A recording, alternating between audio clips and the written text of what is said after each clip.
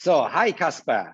You just finished a report for CP called Looks May Be Deceiving. Can you a little bit tell me what this report is all about?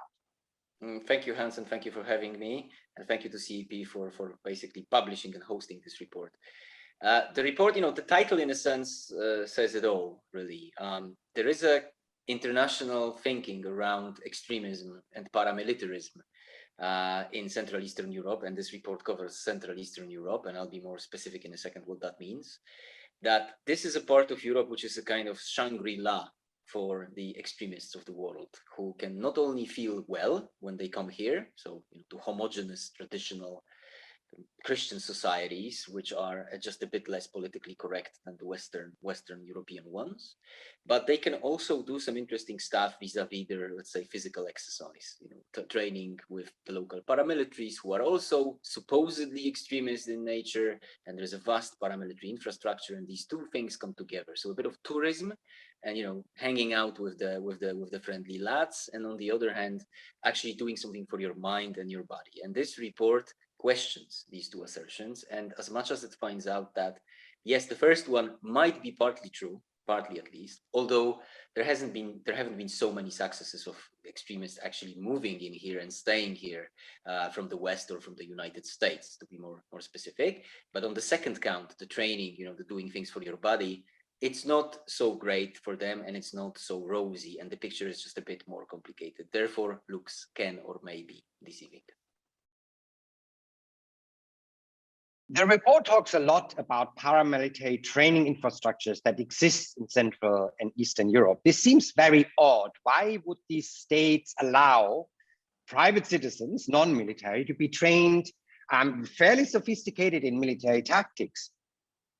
I think there are two issues really here, Hans. The first issue is that simply it was illegal before 1989. So between 1945 and 1989, any activity like that would be seen as anti-state and threatening the governments, the autocratic, anti-democratic governments of the region. So that wouldn't be allowed. The access to guns was absolutely limited. So that's the first issue. The second issue, so that there's a change. People really want that because that was illegal, the kind of forbidden fruit in a way, which is no longer forbidden. The second thing is that there is a groundswell of interest in certain countries of the region and in certain circles in self-defense and paramilitarism, not because that this is in some kind of extreme outpouring of their extreme political thoughts, but in a sense that this is seen as almost a patriotic duty or preparation for the kind of problems that one might encounter with some countries of the region, namely Russia.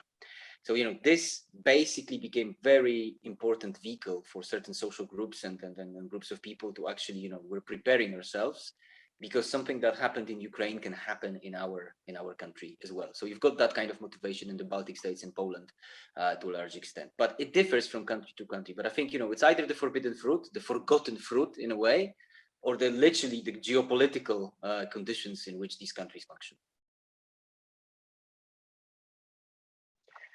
It sounds to me that there is, and the report makes this point, two different structures here. On the one hand, you have what you just called the forbidden fruit, a commercial paramilitary training infrastructure open to everyone. On the other hand, you have a very vibrant right-wing extremist scene that also seems to be interested in these training activities. Sure. Do these two structures mix at any point? I think we can also tackle that country by country, but I mean, to give you a general answer, the extremists or the far right is paramilitary in outlook, and it certainly talks the talk, and it dreams about paramilitary or militant issues. It does, and it definitely does some militancy. I mean, I'm not trying to say that this is a peaceful scene. Yet at the same time, members of these very scenes from different countries, well, they themselves told me that, well, essentially we might dream big, but in reality, as far as this is concerned, we're pretty pacifist. Of course, from our point of view, there are no pacifists, but in their outlook, they failed on that account. Then you have the vibrant scenes, the patriotic, state-controlled scenes, also in places like Czech Republic or Slovakia, scenes which are essentially post-Soviet in outlook. Which technically have nothing to, or they want nothing to do with the extremists. But yes, these two meet up from time to time, but probably not as much as we have thought, and not as much as it is seen quite often in certain Western publications. Therefore this report. But I think the good point would be to tackle these country by country, to show different shades of gray, if I could put it this way.